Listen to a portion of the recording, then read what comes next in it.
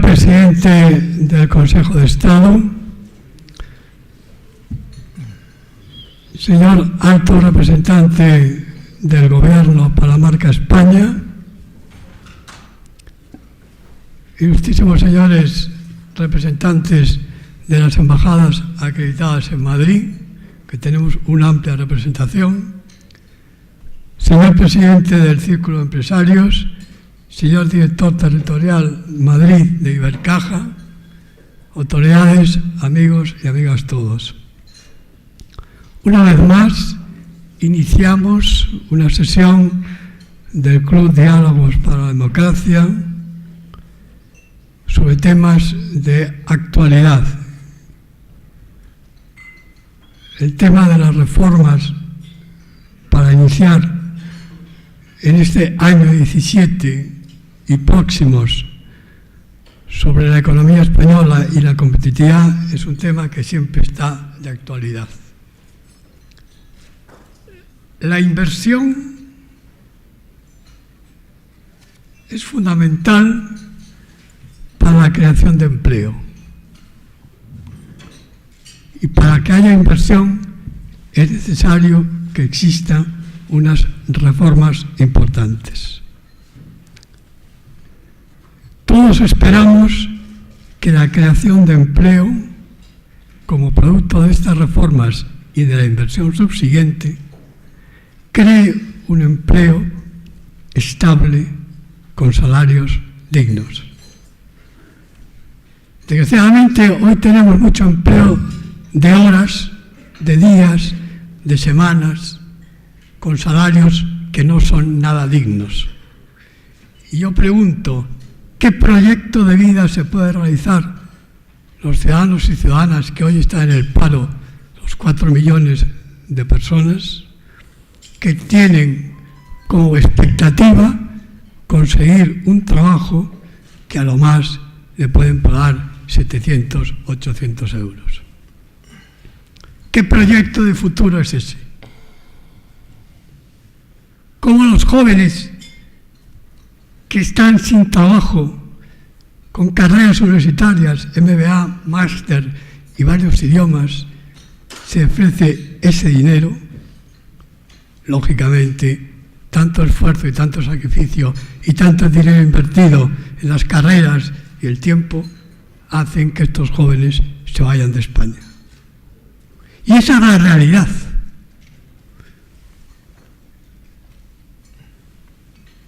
Tenemos un gran reto para el crecimiento, que es el reto tecnológico. A través de la digitalización. Y eso hará un país más competitivo que pueda, en definitiva, proyectarse internacionalmente. La gran salida es la internacionalización. Hasta ahora estamos en el año 17, que es un año difícil y complicado.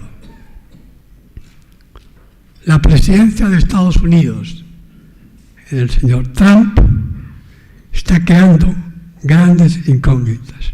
Hoy mismo escuchaba en la radio, a las 7 de la mañana, del NAFTA, el acuerdo entre Estados Unidos, México y Canadá, ha sido anulado y se va a sustituir por acuerdos bilaterales.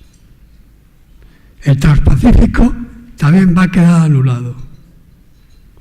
Cuando escuchamos al señor Trump hablar del proteccionismo, eso nos retrotrae a épocas ya pasadas. Y cuando en Davos escuchamos al presidente de China hablar de la economía libre de mercado y de la globalización, parece que está todo cambiado. Las futuras elecciones de Francia y de Alemania nos preocupan mucho. El empobrecimiento de la clase media, el desgaste enorme de los políticos y el desprestigio de los políticos y la corrupción ha traído como consecuencia, evidentemente, todo lo que significa el populismo. Populismo de derechas o populismo de izquierdas. Y eso va a crear, que duda cabe, una gran incógnita en la inversión. Nuestro país, España, en estos momentos atraviesa un momento desde el punto de vista político de una estabilidad. Después de un año de gobierno en funciones, hoy afortunadamente tenemos un gobierno que con más aciertos o menos aciertos puede ir sacando los temas adelante. Pero es necesario, entre las reformas pendientes, una gran reforma de la administración. Esa reforma de la administración anunciada, pero nunca llegada. Tenemos que hacer una administración pública más ágil, más dinámica, aplicada a las nuevas tecnologías, suprimiendo multitud de empresas públicas que dependen de los ayuntamientos, de las comunidades autónomas, que no sirven para nada, nada más que para colocar a 4 amiguetes. Las diputaciones provinciales también se deben suprimir y asumir competencias los ayuntamientos.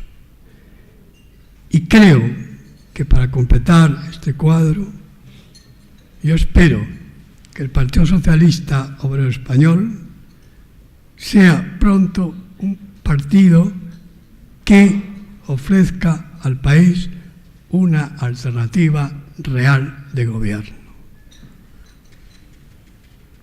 La democracia española durante 40 años ha estado muy bien soportada por 2 grandes ruedas, el Partido Popular y el Partido Socialista.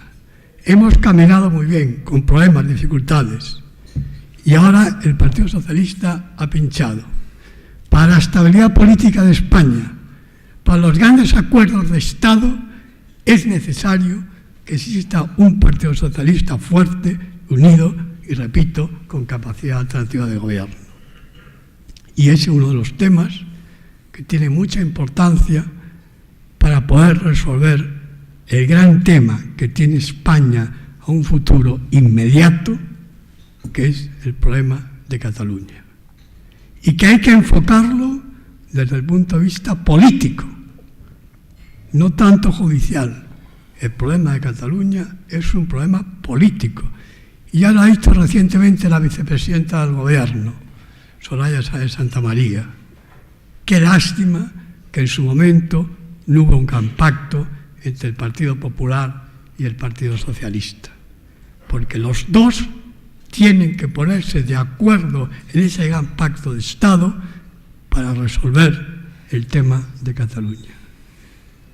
No quiero extenderme más, quiero agradecer muy sinceramente al presidente del Círculo de Empresarios, Javier Vega de Seoane, el honor que nos hace de ocupar esta tribuna, agradecer también a Ibercaja, en la persona de su director territorial de Madrid, José Morales, el patrocinio de este acto, y no solamente el patrocinio de este acto, sino, como ustedes saben, llevamos ya varios actos que nos hace el honor Ibercaja de patrocinar para analizar los temas económicos y empresariales. Nada más, muchas gracias. Tiene la palabra José Morales Vilalino, director territorial de Madrid Ibercaja. Muchas gracias. Muchas gracias, Antonio.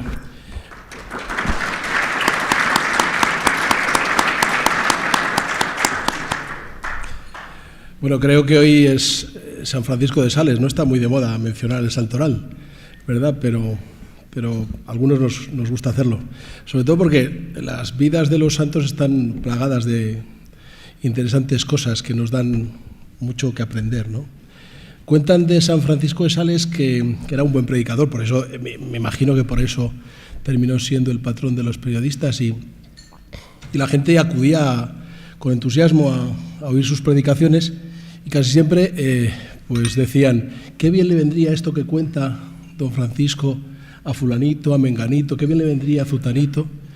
Y San Francisco, que era un hombre dulce, pero bueno, agudo, no sé si no era gallego, evidentemente, pero era agudo, se enteró de aquello y les decía, queridos amigos, en general, en los eventos, en las reuniones, cada uno come de su plato y ustedes son tan generosos que siempre no comen del suyo, sino dan de comer a los demás, no participando para nada de su propia comida, ¿no?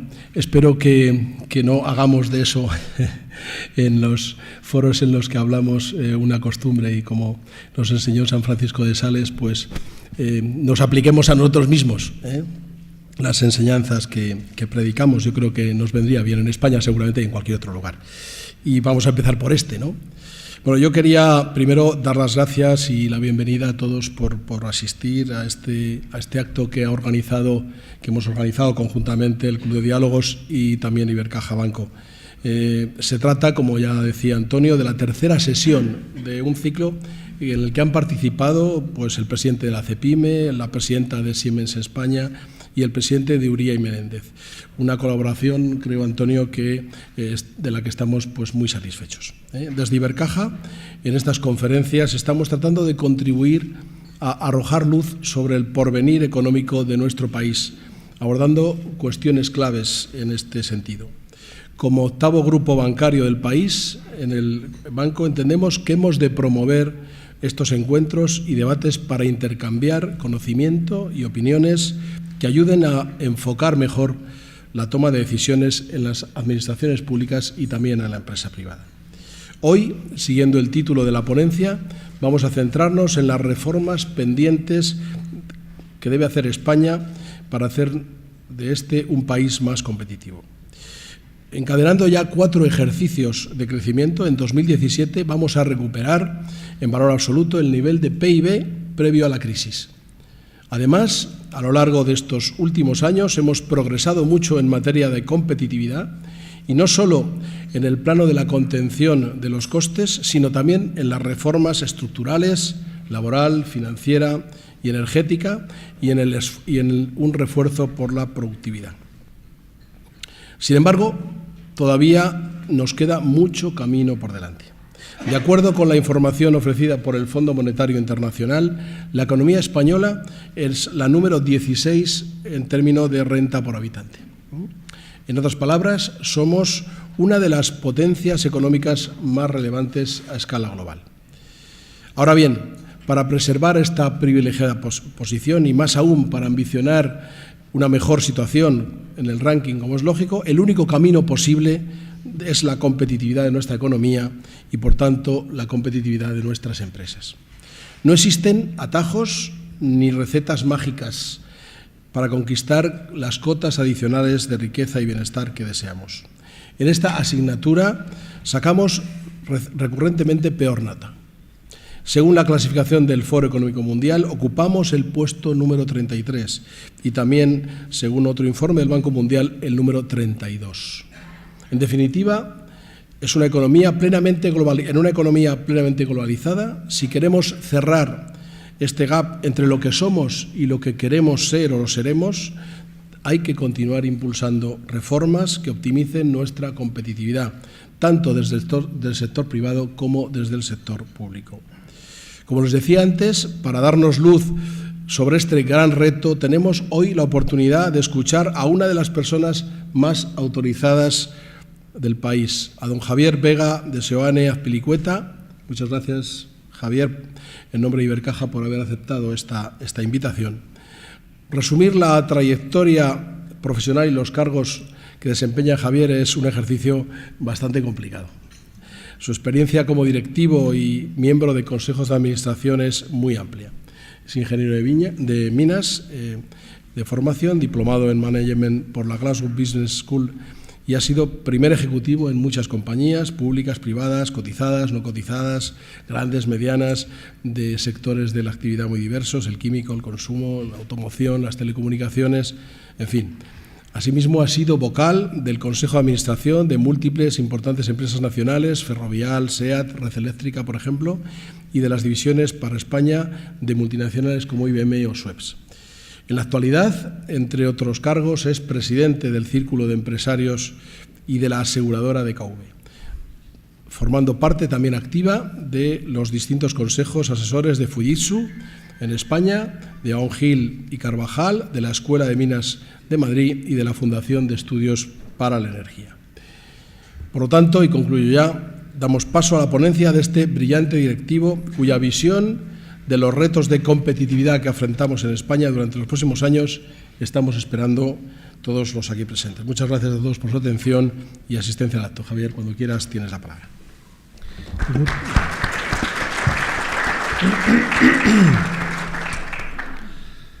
Pues muchas gracias al Club de Diálogos para la Democracia y muchas gracias al patrocinador, a Ibercaja, y muchas gracias a todos ustedes por estar aquí conmigo compartiendo estas reflexiones que desde el Círculo de Empresarios queremos hacer en momentos tan complicados. Agradecimiento especial al presidente del Consejo de Estado, que es un gran honor tenerle aquí, también al alto comisionado para la marca España, antiguo presidente del Círculo de Empresarios, con quien yo tuve el honor también de compartir la Junta. También veo aquí miembros de mi Junta directiva, queridos vicepresidentes, la vicepresidenta la veo por allí lejos. Gracias a todos por venir aquí. Y bueno, como digo, yo querría quizá empezar, para algunos de ustedes que no conocen bien la institución que tengo el honor de presidir, gastaré unos minutos en explicarles lo que es el Círculo de Empresarios y qué es lo que estamos haciendo y qué objetivos tenemos en momentos tan difíciles, tan complicados, tan inciertos como los que estamos viviendo. El Círculo es una institución que nace en la transición, nacemos el año 77, es decir, este año cumpliremos 40 años y estamos ya preparando un importante evento de celebración que haremos allá por el veranillo de San Miguel a finales de septiembre de este año, que además queremos también, vamos a hacerlo coincidir con un evento también de instituciones similares a las nuestras a nivel internacional.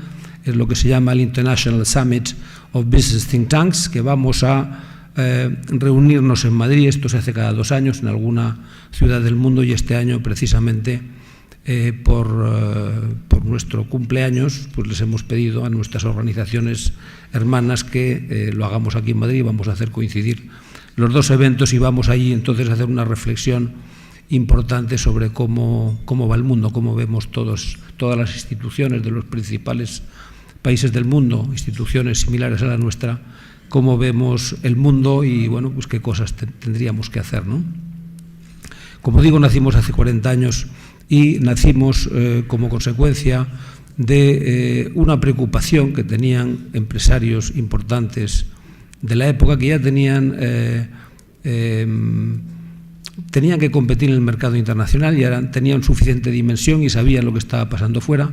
Y en aquellos tiempos inciertos y mucho más difíciles, creo yo, bajo el punto de vista de España, que los de ahora, aquellos empresarios les preocupaba pues, ese proceso de transición que no sabíamos a dónde nos iba a llevar, y al mismo tiempo que se fundó la patronal, legítimamente, para defender los intereses de los empresarios, de los patronos, el Círculo nace desde el principio diferenciado con un objetivo de defender el interés general, pero desde el punto de vista también liberal, de manera que en aquellos tiempos que se defendía mucho la libertad en casi todos los terrenos, el Círculo de Empresarios nace con la intención de defender la libre empresa y el libre mercado, porque la libertad todo el mundo la defiende con la boca muy grande, pero cuando llegamos a lo económico, pues hay gente que es muy defensora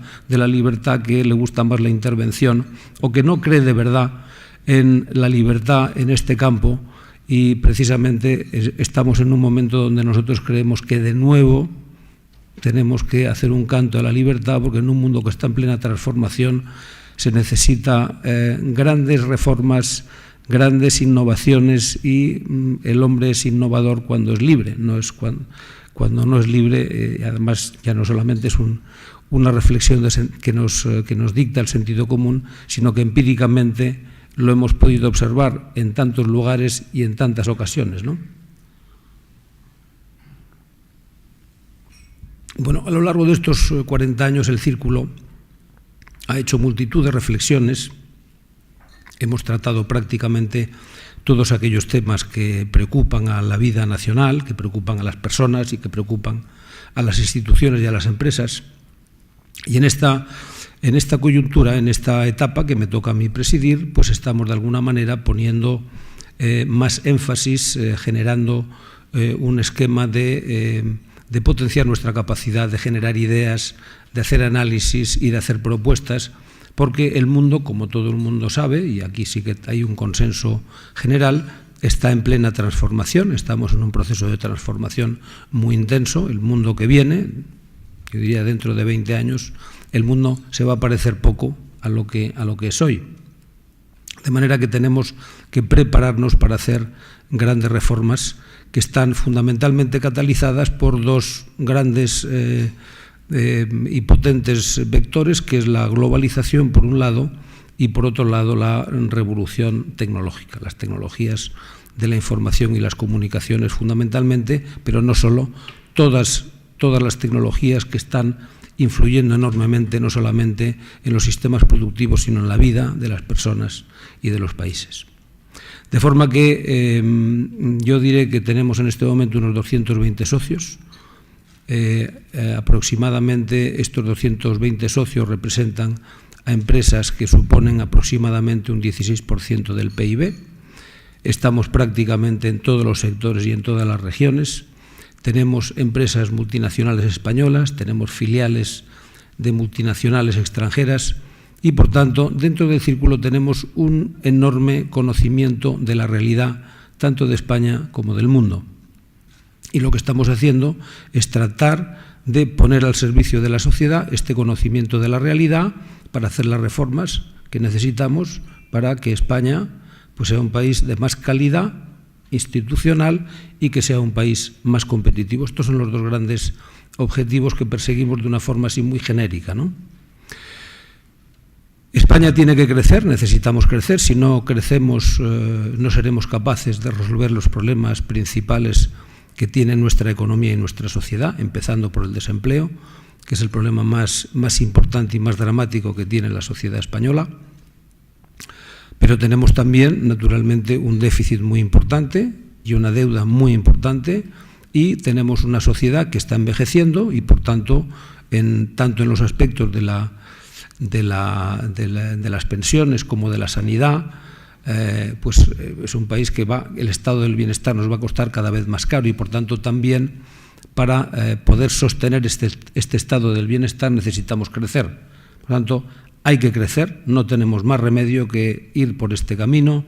Nosotros hemos abrazado este concepto del crecimiento hasta el punto que hemos adoptado el lema de Círculo de Empresarios, Ideas para Crecer. Este es el principal vector que nos anima en todas nuestras reflexiones y en todos los proyectos, la mayor parte de los proyectos que estamos haciendo. Estamos en un mundo globalizado que, evidentemente, estamos ahora con algunas indicaciones de que puede haber de alguna manera un frenazo a este proceso de globalización con políticas proteccionistas en algunos países importantes, pero bueno, yo de cualquier manera creo que esto es imparable. Puede haber algún paréntesis, algún frenazo, pero el proceso de globalización, que naturalmente tiene algunos inconvenientes, porque lo estamos viendo, que en los países industrializados pues esto ha generado pues desempleo, ha generado desigualdad, pero a nivel global, a nivel general, no cabe duda que la globalización ha sido para la humanidad muy positivo. Yo el otro día leía un artículo en donde se ponía de manifiesto que el año 90 la pobreza extrema en la humanidad estaba en torno al 30%, hoy estamos en torno al 10%, es decir, ha habido una mejora de 20 puntos en la pobreza extrema, sobre 7.000 millones de personas, estos casi 1.500 millones de personas que han salido de la pobreza, de manera que a nivel global, a nivel de la humanidad, no cabe duda que la globalización es un proceso muy positivo, que además también bajo el punto de vista de la humanidad, porque se habla mucho de la desigualdad, pero bajo el punto de vista de la humanidad también ha habido una reducción de la desigualdad, y la pobreza, yo creo que además la lucha contra la pobreza tiene prioridad frente a la desigualdad. Y bueno, suponiendo que vamos a continuar en un mercado globalizado, un mercado que crece, que normalmente, si miramos hacia atrás, solamente en los últimos 60 años hemos tenido un año de recesión global, que fue el año 2009. De promedio, en estos últimos 60 años, el mercado global ha crecido en torno al 3,5%, el 3,7%. Ahora estamos creciendo quizá un poquito menos de lo que crecíamos en estos años pasados, pero el mercado global va a seguir creciendo y, por tanto, nosotros, como país que necesitamos crecer, estamos en un mercado que crece y, por tanto, podemos crecer siempre y cuando mejoremos nuestra posición competitiva. Esto es, yo creo que una conclusión que todo el mundo acepta. Hay que mejorar nuestra posición competitiva. Hace un momento José Morales decía que estamos en la posición 30 y tantos en los rankings internacionales, que normalmente son generalmente aceptados. Hemos mejorado nuestra posición competitiva estos últimos años, pero muy lentamente. Y no cabe duda que, bueno, pues hay que mejorar, y para mejorar pues hay que hacer una serie de deberes, hay que hacer una serie de reformas. Mucha gente ahora está más preocupada por la incertidumbre que generan estos grandes movimientos internacionales, y es verdad que estamos en una situación muy incierta, pero yo creo que, con independencia de tener en consideración lo que está pasando y que España, como país importante, pueda influir en sentido positivo, yo creo que tenemos que concentrarnos en hacer nuestros deberes, porque en cualquiera que sea el escenario, cuanto más competitiva sea la economía española, mejor nos va a ir en cualquier escenario. Y por consiguiente, nosotros estamos en ese modo de mirar qué tiene que hacer la economía española para ser más competitiva. Y, lógicamente, la competitividad es un concepto relativo, y lo que estamos haciendo es mirar qué hacen los países mejores, ¿no?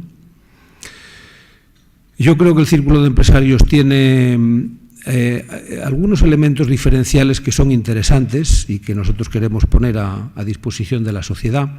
En primer lugar, somos una institución independiente, que yo creo que es un gran valor hoy día, esta independencia que tenemos. Nosotros nos financiamos exclusivamente de las cuotas de nuestros socios. Somos también una institución absolutamente transparente.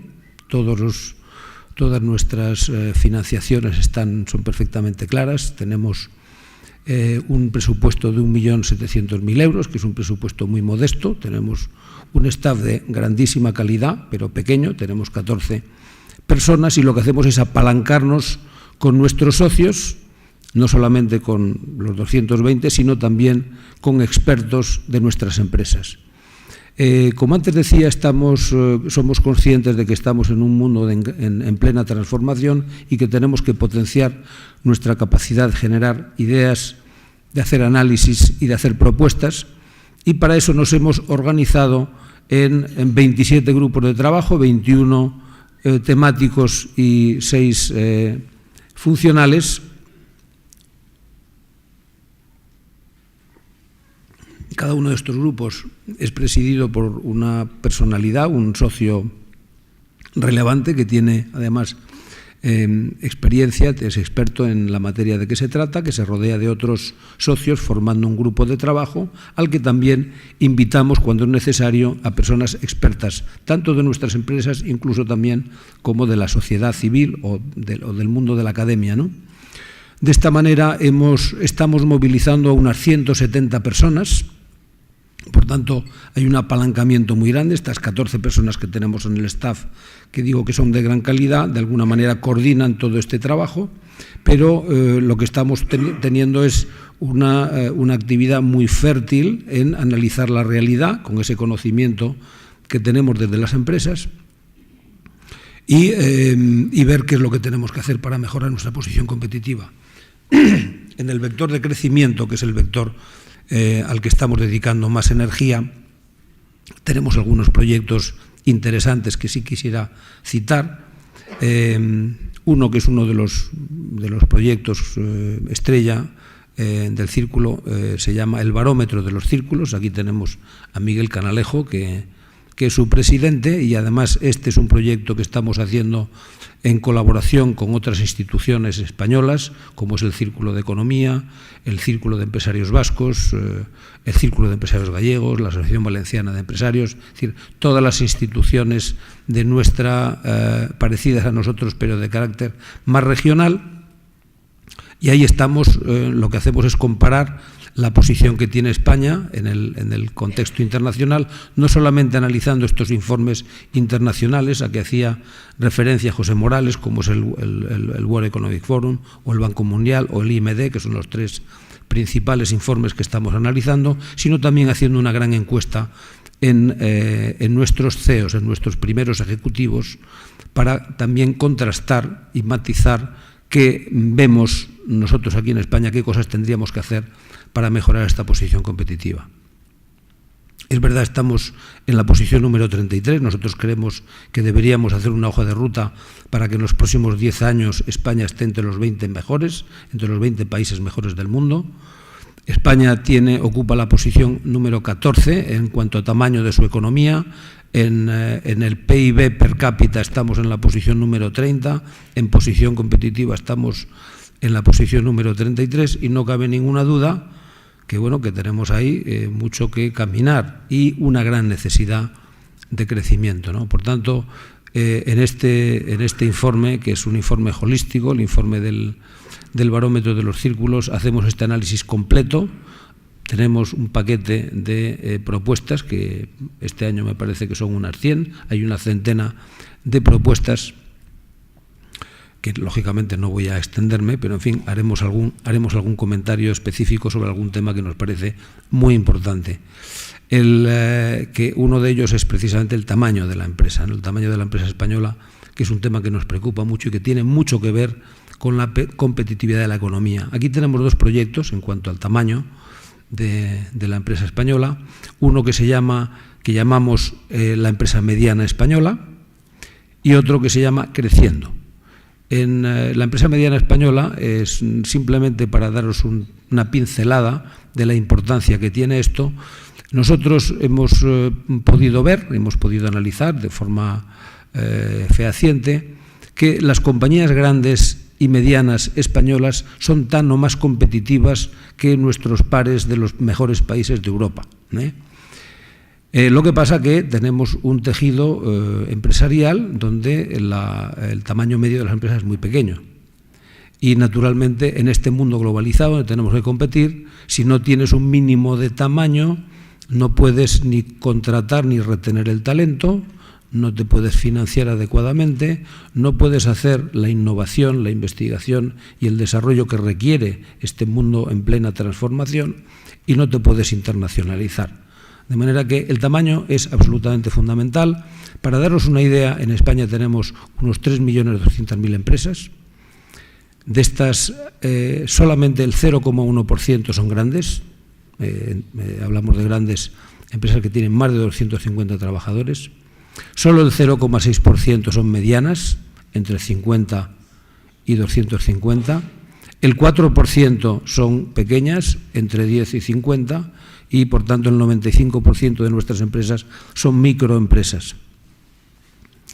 Si analizamos, por ejemplo, el caso de Alemania, donde nosotros tenemos el 0,1% de empresas grandes, ellos tienen el 0,5%, es decir, 5 veces más que nosotros, donde nosotros tenemos el 0,6% de empresas medianas, ellos tienen el 2,6%, 4 veces y media más que nosotros. Y, por tanto, nosotros hacíamos recientemente un análisis. Si nosotros tuviéramos un mix de empresas como tiene Alemania, automáticamente la competitividad de la economía española subiría en torno a un 15%, ¿no? Por tanto, no solamente por razones de crecimiento, sino también de competitividad, tenemos que conseguir que las empresas sean más grandes, que crezcan las empresas. Y aquí, naturalmente, no solamente hace falta cambios regulatorios, que naturalmente hacen falta, y estamos proponiendo cosas muy sencillas, pero que nos parece que son de gran utilidad. También creo que tiene que haber, por parte de las empresas, una actitud más ambiciosa, y por eso estamos con este otro proyecto que se llama Creciendo, que estamos haciendo junto con el ICEX y la Fundación Bankinter, estamos seleccionando a 100 empresas españolas, medianas grandes, y las estamos sometiendo a unos talleres con expertos de nuestras grandes empresas para que les ayuden a generar esta dinámica de crecimiento. El año pasado, el conjunto de empresas que están en el programa Creciendo, que ya tenemos unas 50, han crecido en torno al 18%, de forma que efectivamente el tema está funcionando. Y lo que queremos de este grupo de empresas es colegir cuáles son los buenos procedimientos para crecer y difundirlos, ponerlos de ejemplo para animar al tejido empresarial español a que crezca, ¿no? Simplemente para daros una idea de cosas que estamos proponiendo, como antes decía, es evidente que España necesita que sus empresas crezcan, esto todo el mundo lo acepta. Por tanto, lo lógico es que el sistema regulatorio incentivara el crecimiento de las empresas y, sin embargo, de facto, lo que vemos es que en lugar de incentivar a las empresas a crecer, a las empresas pequeñas a crecer, más bien ponemos obstáculos. Todos sabéis que a partir de 50 trabajadores pues hay una serie de barreras laborales, fiscales, administrativas, que de alguna manera muchos empresarios ahí se quedan, ¿no? Y estadísticamente vemos cómo las empresas, muchas empresas cuando llegan a 50 trabajadores no pasan de ahí, y lo mismo pasa con las empresas que facturan 6 millones, ¿no? Nosotros estamos proponiendo medidas muy sencillas, que es simplemente elevar estos umbrales, en lugar de 50, elevarlo a 100, en lugar de 6 millones de euros de facturación, elevarlo a 20 millones. Estas empresas que ya tienen 100 personas o que están facturando 20 millones, no tendrían estas barreras regulatorias dejarían de serlo, porque ya tienen organización que perfectamente pueden convivir con estas regulaciones, con estas necesidades administrativas, laborales o fiscales. Bueno, el segundo gran vector donde estamos, hemos hablado de crecimiento, el segundo gran vector donde estamos empeñados es en la mejora de la calidad institucional, Y no solamente por un problema de responsabilidad, yo creo que todos los españoles y todas las instituciones tenemos la obligación de trabajar para que la calidad institucional de España sea mejor, pero también es evidente y es empíricamente constatable que existe una correlación entre la calidad institucional de las naciones y su posición competitiva. Las naciones que tienen mejor calidad institucional resulta que son también más competitivas, lo cual es de bastante sentido común. Porque, claro, si no hay seguridad jurídica, pues la inversión no viene, ¿no?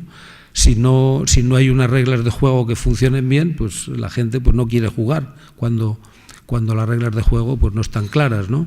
Si no hay instituciones reguladoras y supervisoras profesionalizadas que sean independientes, pues la gente pues no invierte, se va a otros sitios. Y como estamos en un mercado global, pues lógicamente el dinero, los inversores invierten y apuestan por aquellos países que tienen más calidad institucional, y por tanto nosotros también estamos ahí tratando de generar ideas y hacer propuestas para que España sea un país también de más calidad.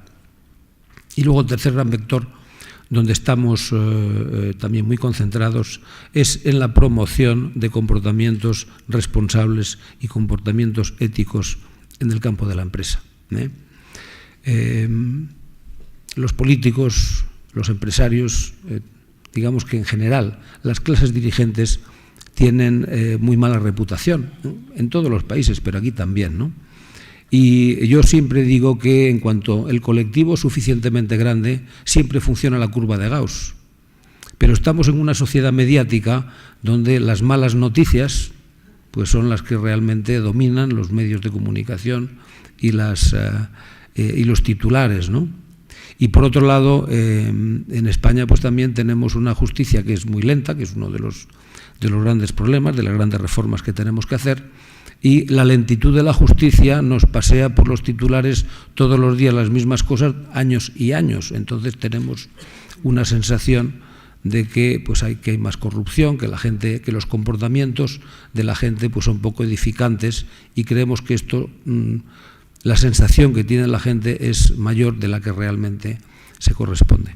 Yo el otro día leía un informe que también os invito a que lo miréis porque es interesante, de Transparencia Internacional, donde hay dos índices, es más complejo, pero voy a simplificarlo simplemente para dar una imagen de lo que yo creo que está pasando en España, que es diferente de lo que la gente percibe, ¿no?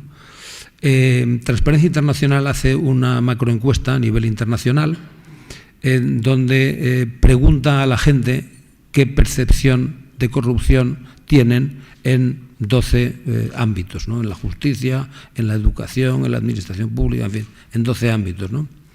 Y la gente contesta su sensación, que es lo que ellos perciben. Ahí en ese campo salimos mal parados, estamos aproximadamente en el puesto número 36, un poquito peor que lo que estamos en el ranking de competitividad. Pero luego hay otro índice que a mí me parece muy interesante, que es el barómetro de la corrupción, y ahí no preguntan a la gente qué percepción tienen, sino ¿ha tenido usted vivencias, usted, sus familiares, sus personas más cercanas, han vivido la corrupción, han sido sujetos de la corrupción, han tenido ustedes que sobornar? Y ahí, sin embargo, estamos en el 5% de los países menos corruptos del mundo. Estamos en el pelotón de cabeza, ¿no? Y es verdad, yo creo que es una buena noticia que el tejido social, el tejido real de España es un tejido sano. A nadie se le ocurre, cuando un policía te viene a poner una multa, a nadie se le ocurre darle un dinero para que te la quite, ni a nadie se le ocurre en el sistema sanitario sobornar a un médico para que te salte la lista de espera, ni a nadie se le ocurre en el sistema educativo que darle un dinerito al profesor para que apruebe a tu hijo o a tu nieto. Esto es así. ¿No? Por fortuna tenemos un país que es sano, pero hay casos de corrupción que yo creo que están muy concentrados, sobre todo en la parte de la contrata y en las áreas municipal y autonómica. Y bueno, son casos que son muy llamativos, que naturalmente tenemos que deplorar, que tenemos que evitar, y yo creo que es relativamente sencillo si nos ponemos todos de acuerdo. Pero el tejido, por fortuna, es sano. Pero bueno, nosotros, desde nuestra institución, naturalmente, queremos no solamente tener unas instituciones sanas, sino que el mundo empresarial, los líderes políticos, pero también sociales, tienen que predicar con el ejemplo, y no solamente en los comportamientos empresariales responsables son positivos para la sociedad, sino que también a medio plazo quien se comporta responsablemente termina también teniendo rendimientos económicos positivos. El comportamiento responsable de los empresarios termina siendo rentable, y esto nosotros también lo queremos predicar. Bueno, naturalmente creo que hay muchas reformas que tenemos que hacer, empezando por la reforma educativa, que nos parece que es la más importante, porque si eso falla, pues falla todo, es la madre de todos los bienes y todos los males de cualquier sociedad.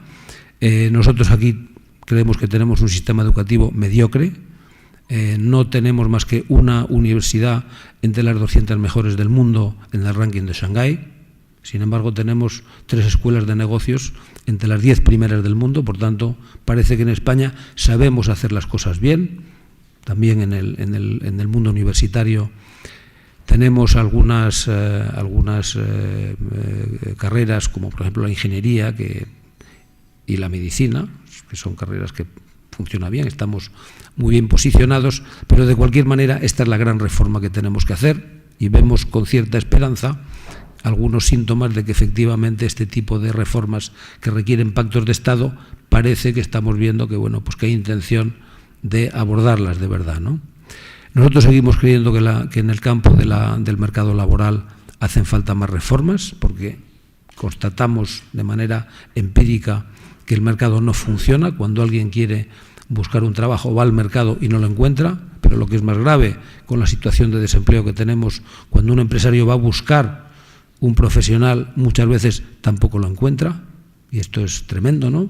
Recientemente hemos hecho un análisis que yo creo que es muy interesante, que vamos a presentar dentro de poco, donde hemos analizado cuál es la situación de los jóvenes entre 24 y 35 años, que son las últimas jornadas que han salido del sistema educativo. Y aquí vemos un poquito horrorizados, y comparándonos además con un panel de 10 países, de los 10 países mejores de Europa, vemos, digo, un poco horrorizados cómo tenemos enormes diferencias con respecto a estos países de calidad. En este estudio que antes comentaba, aproximadamente el 50% de estos jóvenes tienen una formación de bachillerato o menos, es decir, un nivel de empleabilidad bajísimo. Solamente un 20% tienen formación profesional y aproximadamente un 30% son universitarios. Si esto lo comparamos, por ejemplo, con Alemania, que siempre es uno de nuestros benchmarks, de nuestras referencias, en Alemania, donde nosotros tenemos un 30%, ellos tienen un poquito menos, creo que tienen un 27%, donde nosotros tenemos un 20% de formación profesional, ellos tienen un 60%, y donde nosotros tenemos un 50% de bachillerato menos, ellos tienen un 15 o un 18%. Bueno, entonces es evidente que nuestro sistema educativo, con independencia de que en cada una de los temas de formación pues debíamos de mejorar nuestros procedimientos, pero hay una desconexión, una enorme desconexión entre las necesidades que tiene la sociedad y el mercado y lo que produce el sistema educativo, ¿no? También, lógicamente, los padres somos en cierto modo culpables porque queremos que nuestros hijos sean universitarios, ¿no? Y la formación profesional no tiene la reputación y el prestigio que debiera. Y esto es lo que tenemos que hacer, porque ya sabéis que informes muy sesudos nos dicen que dentro de 20 años, que los niños que están estudiando hoy en el colegio, el 65% estará trabajando en puestos que hoy día no existen, ¿no? Por tanto, tenemos que tiene que haber ahí un gran dinamismo de conectar la universidad con el mercado, no solamente con el de hoy, sino con el que previsiblemente tendremos en un futuro próximo, ¿no? Hay una reforma muy urgente, que es el de las pensiones, que está reventando en el círculo de empresarios. Llevamos ya, yo creo que en la etapa de Carlos fue cuando empezamos a hacer reflexiones y a poner de manifiesto que el sistema de pensiones que tenemos no funciona. Ya está reventando el sistema de pensiones y, bueno, pues, pero más vale tarde que nunca. Finalmente hay que buscar formas para darle sostenibilidad. El sistema fiscal, que cada vez que hay algún problema se parchea. Creemos que esto hay que hacer de nuevo una revisión completa, no solamente pensando, como estamos viendo, que nuestros gobiernos que se concentren en la recaudación, pensando también en los efectos que tiene la reforma fiscal en la posición competitiva de España, que eso es muy importante. No podemos pensar solamente en el corto. Hay que pensar en que el sistema fiscal tiene que ser razonable, pero tiene que situar a España en una posición competitiva. Estamos viendo que nosotros tenemos aquí en España tipos impositivos algo ligeramente por encima que en Europa y, sin embargo, estamos recaudando mucho menos. También, lógicamente, tenemos que pensar en qué gastos superfluos tenemos, no solamente pedir más a los contribuyentes, a los mismos contribuyentes, sino ver de qué manera también podemos aflorar esta economía sumergida tan importante que tenemos, que es una de las razones por la que España recauda menos de lo que debiera. En fin, tenemos tantas reformas, pero yo quizá los temas más concretos los dejo para el coloquio, porque estaré encantado de contestar aquellas preguntas que a ustedes les parezca de más interés. De forma que aquí termino y quedo a su disposición para contestar a cuanto quieran ustedes preguntarme. Muchas gracias.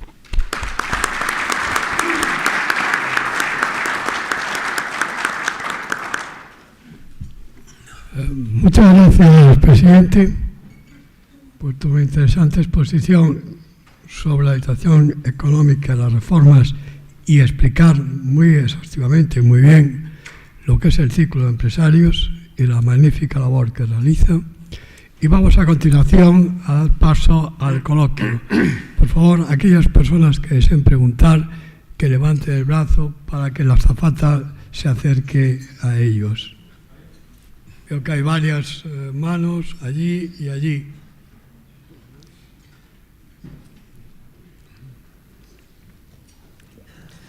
Hola, buenos días, soy David Robles de Onda Cero. Quería preguntarle, visto que las primeras decisiones de Donald Trump en la presidencia de Estados Unidos ha sido cumplir sus promesas, ¿no?, de acercar o llevar al país a una política más proteccionista, quería preguntarle si hay temor o si ha percibido usted temor entre los empresarios españoles sobre lo que pueda pasar a partir de ahora, sobre todo aquellos que están más relacionados con el mundo de la exportación en Estados Unidos. ¿Hay miedo entre los empresarios españoles a lo que pueda dar de sí la era Trump? Vamos a ver, en general yo creo que estamos en una dinámica de creciente incertidumbre, ¿no? Los empresarios, lógicamente, tienen que aceptar tomar decisiones corriendo unos riesgos, pero la incertidumbre es diferente que el riesgo. La incertidumbre genera, yo creo que una cierta paralización de la actividad económica, ¿no? Esto es como cuando uno va conduciendo y se mete en un banco de niebla, ¿no? La niebla es como la incertidumbre. Entonces, el señor Trump yo creo que es un elemento más de incertidumbre, que ya teníamos mucha incertidumbre, y por tanto, pues efectivamente, yo creo que genera una situación de mayor inquietud, ¿no? En España, bueno, el mercado de Estados Unidos realmente no es tan importante para la economía española, aunque lógicamente, claro, pues lo que pasa en Estados Unidos pues va a tener un efecto en el mundo, no solamente en Europa, ¿no?, y en España, sino en el mundo. Yo soy de los que creo que el otro día leí unas declaraciones del Papa sobre Donald Trump, y yo estoy bastante alineado con el Papa en este caso, porque Estados Unidos es un gran país, un país muy importante que tiene instituciones muy potentes, ¿no? Y realmente estas elecciones, aunque bajo el punto de vista mediático las ha ganado el señor Trump, las ha ganado realmente el Partido Republicano. El Partido Republicano hay cientos de personas pues muy razonables, y las instituciones americanas pues yo creo que son un elemento de estabilidad muy potente, ¿no? Es cierto que, dicho esto, pues inquieta que vemos que los discursos del señor Trump pues ya está empezando a firmar órdenes para ir por ese camino, ¿no?, como es el caso del Obamacare, como es el caso del Tratado Transpacífico. Parece que NAFTA también va por ese camino. Por lo tanto, es verdad que ahora yo creo que tenemos que pensar en un escenario más proteccionista y, como antes decía, que va a frenarse en cierto modo este proceso de globalización, ¿no? Ya venía el comercio internacional, ya venía creciendo menos, porque veníamos de etapas de crecimiento de casi 2 dígitos, y estamos en este último año me parece que ha crecido un 3,5%, pero yo creo que ni el señor Trump ni nadie es capaz de frenar este proceso, que es lo lógico. O sea, estamos en un mundo globalizado y eso no hay quien lo pare, ¿no? Que tengamos un pequeño receso, pues seguramente sí, pero yo creo que los Estados Unidos, además, que son adalides también del comercio, del libre comercio, de la libertad, yo creo que, en fin, que esto será una pausa más bien, ¿no? Y vamos a ver, hay que esperar y ver qué hacen las instituciones americanas, las instituciones de los Estados Unidos. Pero, en fin, yo creo que todas las cosas que dice el señor Trump que va a hacer, pues yo creo que no. Igual que le pasó a Obama, ¿no? Obama, todos recordáis que uno de los objetivos que tuvo cuando hizo campaña y se subió a la Casa Blanca era que iba a cerrar Guantánamo, que parece relativamente sencillo, ¿no? Bueno, pues después de 8 años pues ha ido sin hacerlo, ¿no? Por tanto, yo creo que hay las instituciones dan una gran estabilidad a los sistemas, y vamos a ver si efectivamente el nuevo presidente de los Estados Unidos, que aparte de todo es una persona que tiene un lenguaje que nos inquieta y que nos sorprende, pero no creo que sea un loco, ¿no? Y por tanto yo creo que al final pues irá haciendo las cosas yo creo que razonablemente bien. En los Estados Unidos, que es un gran país, pues las cosas parece que están yendo bien, Veremos si es solamente a corto plazo, ¿no? Pero, en fin, yo creo que no hay que inquietarse tanto, ¿no? Y vamos a esperar y ver qué es lo que pasa. Sí, por continuar la mesa aquella de prensa, hay alguna persona que pedía también la palabra. Sí, yo tenía una pregunta sobre un informe que ha publicado recientemente FDA, que dice que incluso con el pleno empleo las pensiones caerían en torno a un 7,5% de media en los próximos años. Querría saber si usted comparte ese diagnóstico. Gracias. Perdona, ¿podría repetir? Es que el sonido... Sí, le digo que según un informe que ha revelado FEDEA hace poco, incluso con el pleno empleo las pensiones caerían de media un 7,5% en los próximos años. Quería saber si usted comparte ese diagnóstico. ¿Las pensiones? Sí. Bueno, el sistema de pensiones es un sistema que es insostenible, porque sabéis que tenemos aquí en España, bueno, y en muchos países, tenemos el llamado sistema de reparto, de manera que el pensionista lo que cobra se lo paga el que está activo. Esto, mientras entra mucha más gente en el sistema productivo de los que salen al sistema de pensiones, pues eso funciona. Pero claro, ya vemos que esto no es así. España tiene un problema demográfico muy serio, que es uno de los, yo creo que aquí es una de las reformas que tenemos que hacer para incentivar la natalidad.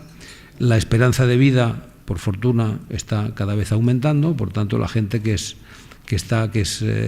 jubila vive más años y por tanto está más tiempo. Hay un incremento muy notable del número de personas que se jubilan, y además las personas que entran en el sistema de pensiones tienen una pensión más alta de la media de los que ya están. Por tanto, tanto porque aumenta el número de personas como porque aumenta la remuneración de los pensionistas media, pues eso está aumentando enormemente, y sin embargo, pues las personas que entran en el mercado de trabajo pues no son tantas, ¿no? Simplemente por razones demográficas, con independencia de esta coyuntura de desempleo que tenemos en la actualidad, ¿no?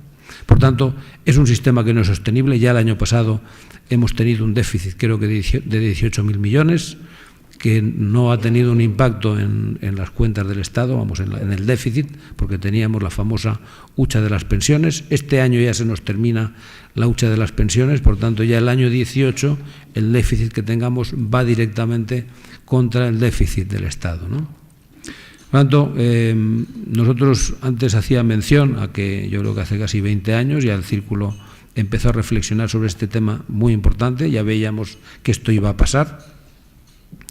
La clase política tiene el inconveniente que se deriva de las propias reglas de juego de nuestra democracia, ¿no? Que tiene una visión a corto plazo. Aquí el largo plazo en la política son 4 años, pero normalmente es menos, porque si no hay elecciones generales, pues hay elecciones municipales o autonómicas o europeas. Siempre tenemos unas elecciones a corto plazo y, por tanto, los temas a largo plazo, aunque sean muy importantes, pues no se les presta la debida atención. Ahora ya se ha convertido este tema en un tema a corto plazo. Nosotros creemos que hay que intensificar las reformas paramétricas que ya se hicieron hace 2 años, es decir, elevar la edad de jubilación. Creemos también que hay que tener en consideración un periodo más largo de la vida del trabajador, si no toda la vida del trabajador, para hacer el cálculo de las pensiones. Y luego creemos que hay que complementar este sistema de reparto con un sistema de capitalización, de manera que el trabajador durante toda su vida, el trabajador y la empresa, vayan creando un fondo para que cuando termine la vida laboral y la persona se jubile, además de tener por parte del sistema una cantidad, como tiene hasta ahora, que haya un complemento que venga de este sistema de capitalización. Si no lo hacemos así, no es que vaya a quebrar el sistema de pensiones, lo que pasa es que tendrán que bajar enormemente las pensiones, porque si no bajan las pensiones el sistema es absolutamente insostenible, ¿no? Por lo tanto, es absolutamente necesario que con realismo y responsabilidad se analice el problema real y se ponga en marcha una reforma que nos lleve a un sistema que sea sostenible, ¿no? Sin más preguntas en la misma mesa. Por cierto, vamos a publicar, aquí está Ignacio Iríes, que es el director general de Caser y presidente del grupo de trabajo de pensiones, precisamente. Vamos a aprobar mañana en la Junta Directiva una toma de posición y vamos a presentar, creo que es el día 1 del mes que viene, vamos a presentar a los medios de comunicación nuestras ideas sobre las reformas necesarias en el sistema de pensiones, que espero pues que sean escuchadas con atención por las personas que conforman el Pacto de Toledo y que tienen que realmente proponer al sistema estos cambios estructurales, ¿no? Perdón. Macarena Rivera, de Antena 3 Televisión, si creen que sigue habiendo un éxodo de empresas que se van de Cataluña y si es por el tema independentista o por mayor pago de impuestos. Bueno, yo no es que lo crea, es que bueno, esta mañana precisamente leyendo La Expansión he visto que hay un saldo neto de 270 empresas que se van de Cataluña. Me parece que hay 800 que se van y 400 que entran, pues hay 300 netas, ¿no? Si miramos lo que pasa en Madrid, pasa lo contrario, ¿no? Hombre, lo que está pasando en Cataluña es tal disparate que, claro, de nuevo me refiero a la incertidumbre y al riesgo, ¿no? Cuando un empresario tiene que hacer una inversión, pues bastantes riesgos tiene la vida de las empresas para encima asumir más riesgos de los necesarios, ¿no? Y sobre todo abrazar una situación de incertidumbre. En Cataluña los dirigentes, los actuales dirigentes de Cataluña, porque Cataluña es una sociedad estupenda y los catalanes son una gente de primera, pero en estos últimos años, como todos hemos podido ver, hay un grupo de dirigentes que han generado una dinámica bastante irracional, ¿no? Y que con mucha astucia han sido capaces de conducir a parte de la población, que yo creo que bien intencionadamente, pues cree cosas que son absolutamente inciertas, ¿no? Por otro lado, también los propios dirigentes institucionales en Cataluña están en un modo de no cumplir las leyes. Claro, cuando no se cumple la ley, pues esto, evidentemente, esto es lo peor de todo. O sea, los empresarios huyen como de la peste de situaciones donde no se cumple la ley. Si no hay Estado de Derecho, pues no hay seguridad jurídica, y si los propios que tienen que obligar a que se cumpla la ley la incumplen, pues ya esto es el desmadre, ¿no? Y por tanto yo creo que efectivamente, yo creo que hay una relación bastante evidente entre estas salidas netas de esta situación que se ha creado, que yo espero que se vaya a reconducir, porque está el disparate, que yo creo que aquí podríamos casi hacer un razonamiento por reducción al absurdo. Como es absurdo que esto pase, no pasará, y esperemos que esta gente que se ha metido en esta dinámica pues se vaya desgastando, que yo creo que sí, que se está desgastando, y que finalmente cunda el seny, que desaparezca la rauxa de Cataluña, que cunda el sentido común y que vuelvan a lo que siempre ha sido Cataluña, ¿no? Que es una región de España fantástica, que ha contribuido enormemente a la prosperidad y a la modernización de España, y que además le ha ido muy bien, Es perfectamente constatable que Cataluña es una de las regiones más prósperas y más dinámicas de Europa, y bueno, y eso pues le ha ido muy bien perteneciendo a España, como va a seguirlo estando durante los próximos siglos, ¿no? Sí.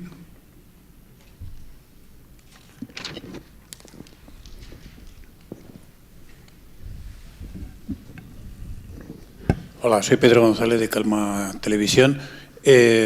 Después de unos cuantos años de no tener inflación, parece que los primeros meses, este primer mes, y las proyecciones indican que prácticamente este primer trimestre la inflación se va a disparar, por lo menos aquí en España, incluso que podría llegar prácticamente en este primer trimestre al 2,6%. Este fenómeno, ¿cómo piensa que va a incidir justamente en toda la marcha de nuestra economía? Y de alguna manera, si esta inflación pudiera ser inducida precisamente para arreglar, entre comillas, algún que otro desaguisado, por ejemplo, el de la deuda. Hombre, el de la deuda no nos conviene nada para la deuda que suba la inflación, porque eso subirán los tipos y por tanto nos va a costar más, ¿no?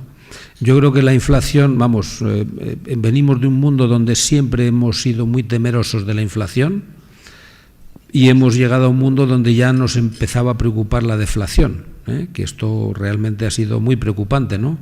Por tanto, yo creo que ahora en general, yo creo que los gobiernos y los bancos centrales y el mundo de la economía en general da la bienvenida a inflaciones moderadas, ¿no? Lo que tenemos que evitar es que otra vez se dispare la inflación como en épocas pasadas, ¿no? Pero, hombre, inflaciones entre el 2 y el 4% yo creo que estarían bien, porque es lo lógico, eso yo creo que es positivo para la economía. Hay un elemento que justifica la inflación y es, por un lado, la recuperación de los precios de las materias primas, que fue uno de los elementos que justificaron no la deflación, pero sí hemos tenido en algunos trimestres, como saben ustedes, hemos tenido inflaciones negativas, ¿no? en España. Por tanto, yo creo que siempre y cuando tengamos inflaciones moderadas, yo creo que eso puede ser positivo, porque claro, el mundo, y yo creo que las gentes, los ahorradores, no están acostumbrados a tener cobrar cero, ¿no? o que los depósitos den rendimientos negativos. Esto yo creo que generaba una situación de enorme desconcierto y por tanto yo creo que volvamos a inflaciones moderadas y que volvamos a tener tipos de interés razonables. Yo creo que eso será muy positivo para la economía, ¿no? Siempre y cuando no perdamos el control. Más preguntas, por favor.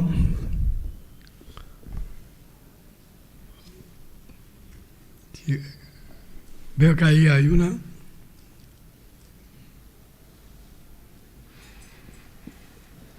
Sí, Belén Miguel, de la cadena COPE. Quería preguntarle, de nuevo con Cataluña, esta tarde el presidente Puigdemont pronuncia una conferencia en el Parlamento Europeo. Quería preguntarle si las instituciones europeas tenían que, no sé si impedir, pero no favorecer o no acoger este tipo de actos. Y luego, en el terreno económico, quería preguntarle por la ausencia de presupuestos, si los ve posible en el horizonte, o si no hay unos presupuestos, como advierte Montoro, que no los va a llevar al Congreso, si no hay un acuerdo, ¿cómo afectaría a nuestro país unas nuevas elecciones? O si descarta por completo ese escenario. Gracias. Bueno, yo he leído y he oído que el señor Puigdemont ha alquilado unos locales ahí me parece que realmente se ha instalado, va a dar su conferencia y aquello va a ser más bien un lugar de celebración, ¿no? Pero creo que bajo el punto de vista institucional, creo que no hay ningún apoyo institucional por parte de la Comisión a ese acto y no sé quién va a ir. Yo creo que va a ir mucha gente curiosa, ¿no? Porque siempre este es un caso curioso, ¿no? Que de ninguna forma la Comisión, ninguna institución europea, ningún país europeo está apoyando este disparate, ¿no? Y por tanto, bueno, en fin, ya veremos a ver qué es lo que pasa, pero yo creo que no, en fin, que es un acto más de esta dinámica un tanto disparatada, pero yo creo que tendrá muy poquita trascendencia, ¿no? Más que la parte de marketing que puedan sacar de ello, ¿no? Y luego la segunda pregunta era, sí, los presupuestos. Hombre, es verdad, yo creo que necesitamos aprobar unos presupuestos, tenemos unos compromisos con Europa, tenemos también unas necesidades, con independencia de los compromisos con Europa. España tiene unas necesidades muy claras.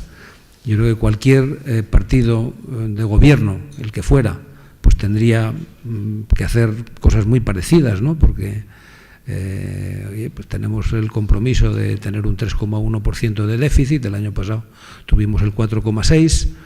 La economía está creciendo no tanto como debiera y, por tanto, bueno, pues las cosas tienen que cuadrar. Por tanto, yo espero que el Partido Socialista, que es quien tiene en definitiva la clave, y bueno, el Partido Nacionalista Vasco también, ¿no? El Ciudadanos se supone que va a comportarse de forma racional, pero claro, si el gobierno actual pues no tiene ninguna capacidad de aprobar un presupuesto, pues yo no sé si no tendrían más remedio que convocar nuevas elecciones, lo cual yo creo que sería malísimo para la imagen de España, creo que sería malísimo para el Partido Socialista, que en una situación como la que tiene, pues no parece razonable que se deba de enfrentar a un proceso electoral, ¿no?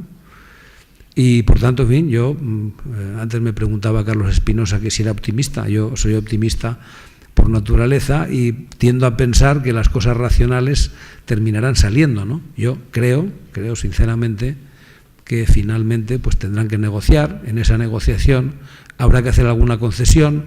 Cuando nosotros, que siempre decimos que se tiene que poner de acuerdo porque es el mandato que les hemos dado a los españoles, a los políticos, cuando hay algún acuerdo de estos, claro, tenemos una sensación agridulce, ¿no? Porque, hombre, qué bien que se pongan de acuerdo, pero normalmente los acuerdos en esta situación tan complicada pues son acuerdos que no son demasiado buenos, ¿no? Para España, para los intereses generales de los españoles, ¿no? Como pasó con esa mini reforma fiscal, ¿no? que pactaron. O sea que yo creo que sí, que vamos a tener presupuestos. ¿Qué crees más fácil? ¿Un acuerdo con el PNV o con el Partido Socialista? Hombre, yo creo que es más fácil con el PNV, sinceramente, ¿no? Creo que en este tipo de situaciones el tener una situación de tranquilidad pues y sosiego, pues yo creo que es más fácil llegar a acuerdos cuando se tiene este clima, ¿no? En el Partido Socialista, como todos ustedes saben, pues están en este momento más preocupados por sus propios problemas internos, ¿no? Y cualquier movimiento que hacen, pues siempre están de alguna manera pensando en su derivada interna, más que en que, digo, en general, ¿no? Hay gente estupendísima y gente que está pensando en España, ¿no? Pero yo creo que el partido, el PNV, tiene una situación de mayor sosiego y probablemente sea más fácil llegar a un acuerdo con el PNV, con el PSOE, ¿no? Sobre el acercamiento de presos. Bueno, no lo sé. Es que una de las cosas precisamente... En los presos no soy un experto, prefiero más no pronunciarme. Pero precisamente una de las condiciones que pone el Partido Nacionalista Vasco es el acercamiento de los presos para poder dar eso. Sí. Pero...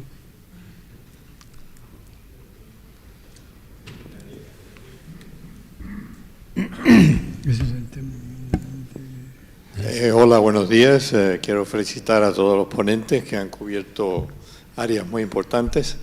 Sin embargo, quería hacer una pregunta que no he oído. Mi nombre es Amado Lorenzo, soy presidente del Club de Tesoreros de España.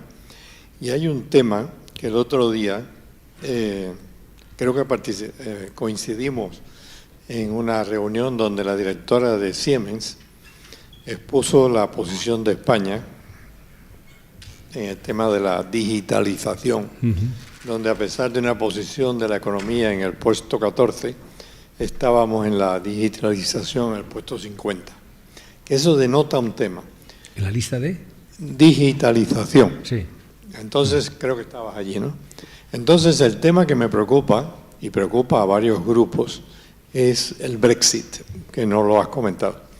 Según un grupo en el que asistí, a una reunión donde asistí el otro día, Estados Unidos no, como comentaste, lo que haga Trump, el efecto será pequeño en España, pero no así el Brexit. Según la opinión de este grupo, el hecho de que en este momento hay reuniones secretas en Alemania para disminuir el efecto del Brexit, que incluiría que el Reino Unido quedaría unido a Europa mediante un acuerdo comercial, pero no así, cumpliendo el resto de los requisitos, podría afectar a España en una posición muy grave. Afectaría el empleo en España. Por ejemplo, se ha hecho un cálculo que España necesitaría para resolver los problemas de jubilación, etcétera, crear 9 millones de empleos.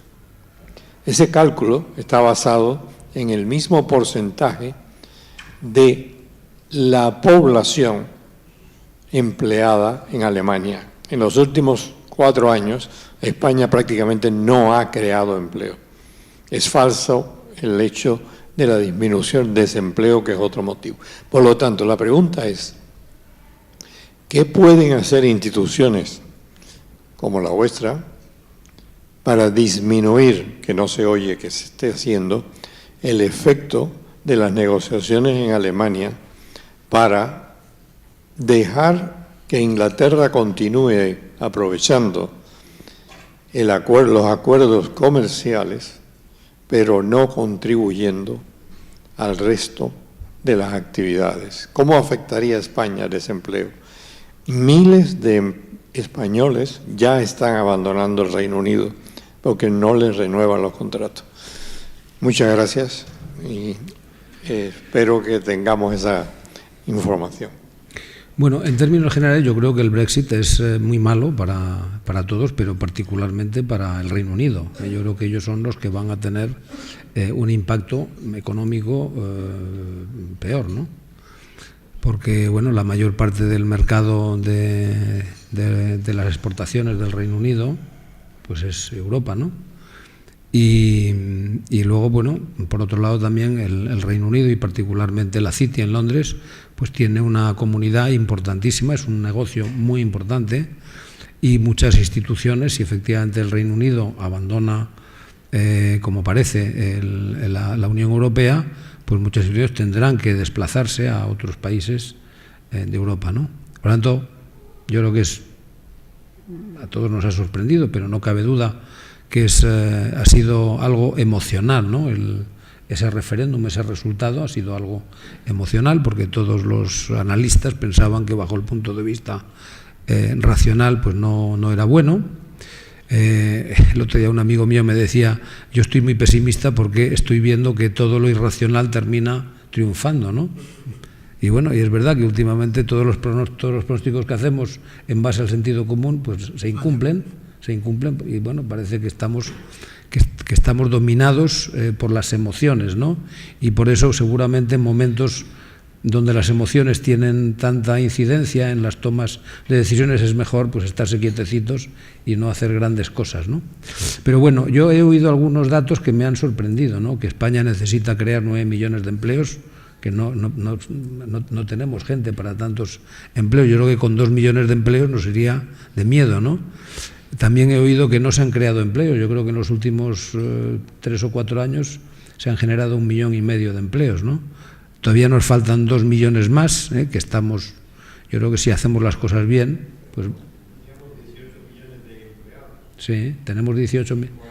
Ahora tenemos 18 millones de empleados, pero sí, yo creo que le he entendido a usted que decía que nos hace falta crear 9 millones de empleos, ¿no? 9 más. Los 9 millones se calcula en base al porcentaje, por ejemplo, que Alemania tiene de empleados del total de posibles empleados. En España, si calculamos el número de empleados en base a la población que ni siquiera busca empleo porque no lo encuentra, se necesitaría para llegar al nivel de Francia o Alemania 9 millones de empleos. Yo si no recuerdo mal las cifras, yo creo que tenemos ahora como 3.800.000 parados, al margen de la economía sumergida, que seguramente hay algunos parados que están trabajando en la economía sumergida, y yo me daría con un canto en los dientes y en los próximos 3 o 4 años somos capaces de crear 500.000 puestos al año, que serían 2 millones más, con lo cual nos pondríamos en 20 millones de empleados, que es lo que tuvimos en el momento mejor, ¿no? Que teníamos un 8% de desempleo. Con eso se resolverían muchísimos problemas, porque casi todos los problemas de la economía española se derivan, de una forma o de otra, se derivan del altísimo nivel de desempleo que tenemos, ¿no? De forma que, bueno, yo creo que vamos por buen camino y lo que no hace falta es desviarnos, no debemos de desviarnos, ¿no? Por demagogia o por visión a corto plazo o por temas tribales, ¿no? de este partido o del otro. Creo que tenemos que centrarnos en mejorar nuestra posición competitiva y orientarnos a crecer, que esto es lo que necesitamos, ¿no? Este es el tema fundamental. Y yo creo que no debemos de distraernos con otros temas que pueden ser importantes, pero que no son fundamentales, ¿no? Sí, ahí hay una pregunta.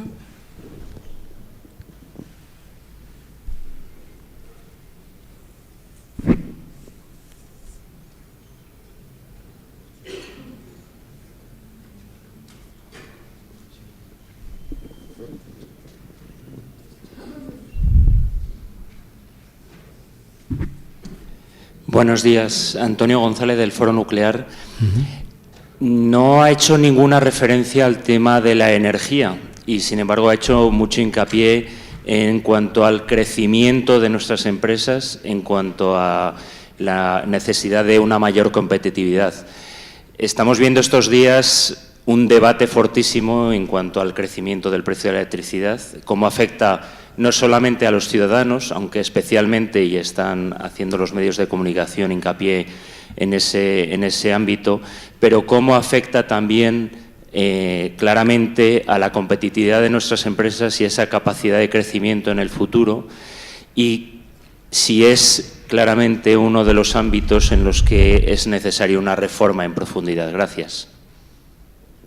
Antonio, en casa del herrero cuchillo de palo. Se supone que yo soy un experto en el campo de la energía y no lo he mencionado, ¿no? Pero efectivamente, yo creo que desde el Círculo venimos diciendo constantemente que la energía, y particularmente la energía eléctrica, es un elemento fundamental de competitividad de las empresas y particularmente de las empresas industriales y mucho más de aquellas que son intensivas en consumo energético, ¿no? Nosotros creemos que en España teníamos que generar un sistema que permita a aquellas empresas que hagan bien sus deberes en el resto de los temas, es decir, aquellos que tengan buena tecnología, que tengan buenos procedimientos, que sean cuidadosos con el medio ambiente, que tengan consumos específicos competitivos, como tenemos muchas, que al final pues tengan un input energético que sea competitivo, porque sin ese input energético competitivo no serían capaces de competir en el mercado internacional y más o menos tarde tendrían que deslocalizarse a otras plataformas donde la energía fuera más competitiva, ¿no? Por tanto, es muy importante, y particularmente para la industria, que tengamos un sistema competitivo. Aquí todos sabéis, los que habéis observado la evolución del sistema energético en España y particularmente del sistema eléctrico, como durante unos años pues hicimos unos cuantos disparates, ¿no? Hicimos despliegues masivos de tecnologías renovables cuando esas tecnologías no estaban maduras y indujimos al sistema a una dinámica de pérdida de competitividad, porque España, si a final del siglo pasado teníamos un sistema energético bastante competitivo y un mix bien equilibrado, y hoy tenemos un mix que está muy bien, pero una posición competitiva muy negativa, ¿no?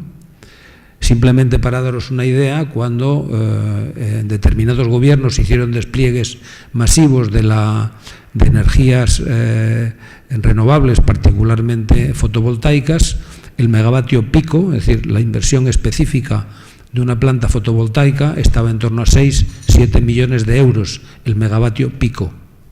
Hoy día, ese mismo megavatio pico cuesta 700.000, 800.000.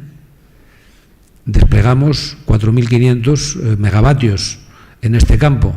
Si ponemos la diferencia de los precios, estamos hablando de 25.000 millones de euros que invertimos de más en aquel momento, así lo hubiéramos hecho ahora, ¿no? Esos 25.000 millones están pesando en el sistema y están gravando nuestros costes energéticos. Por tanto, lo hicimos rematadamente mal. Y yo creo que lo que hace falta es aprender la lección y hacer las cosas razonablemente bien. Yo soy de los que pienso que este exceso de costes que se derivan de decisiones políticas equivocadas deberían de pagarlos no los consumidores, sino los contribuyentes. Porque si lo pagan los consumidores, metemos la pata dos veces. Por un lado, generamos un sistema energético que no es competitivo y, por otro lado, les obligamos a los consumidores, sobre todo los intensivos, a que se vayan de España, los echamos, porque aquí no pueden competir, ¿no? De manera que es verdad que hemos tenido unos años muy duros bajo el punto de vista presupuestario, pero yo espero que si hacemos bien los deberes y podemos reducir el déficit, y de nuevo el sistema tiene capacidad de pagar esos errores políticos con el presupuesto, podamos desgravar al sistema eléctrico de esos costes, que son costes que nunca debiéramos de haber tenido, ¿no? Lo que ha pasado estos días yo creo que es un tema diferente, porque yo creo que fue hace un par de años cuando se cambió el sistema de aquellas subastas que fijaban unos precios trimestrales a estos precios horarios, ¿no? Esto es un tema un poquito técnico, quizá para alguno de vosotros que no conoce bien el sistema, pero en definitiva, claro, por simplificarlo, ¿no? Y para dar mi opinión, la mayor parte del consumo de energía eléctrica, digamos, se hace por instituciones y personas que son expertas y, por tanto, que se cubren, que están fuera del mercado regulado, que se van al mercado liberalizado, que llegan a acuerdo con las eléctricas y, por consiguiente, las variaciones puntuales de precios no les afectan, porque están cubiertos, porque tienen ya acuerdos más estables, ¿no? Esta preocupación, esta alarma social por el disparo del precio de la energía eléctrica, yo creo que afecta más a los consumidores domésticos, que además no están preparados para aprovecharse de esta fluctuación del precio horario, ¿no? Y bueno, pues yo creo que aquí quizá tendríamos que aprender de esta situación, porque claro, yo recuerdo hace 2 años que pasaba lo contrario, que tuvimos mucho viento y mucha agua, y tuvimos un invierno no tan frío, y entonces los precios se desplomaron. Yo creo recordar que 180 horas durante ese año, que fue el año 15, la energía marcó a cero, el precio en el mercado mayorista estuvo a cero, ¿no? Entonces, bueno, cuando pasa eso nadie protesta, como es natural, ¿no? Y quizá debiéramos de pensar, para estos consumidores que son poco sofisticados, en establecer una banda, para que efectivamente el mercado funcione, pero que no se dispare el precio por encima de determinados niveles, y que tampoco baje por determinados niveles, ¿no? Dar una cierta estabilidad para que no se disparen las alarmas, porque ahora pues la gente parece que está preocupada. Claro, hace frío, no hay viento, no hay agua, tenemos un sistema eólico y un sistema hidráulico muy potente, y entonces, claro, tienen que entrar centrales de generación con unos costes variables más altos, y entonces esos son los que marcan el precio, de acuerdo con un sistema que tenemos marginalista en el mercado mayorista.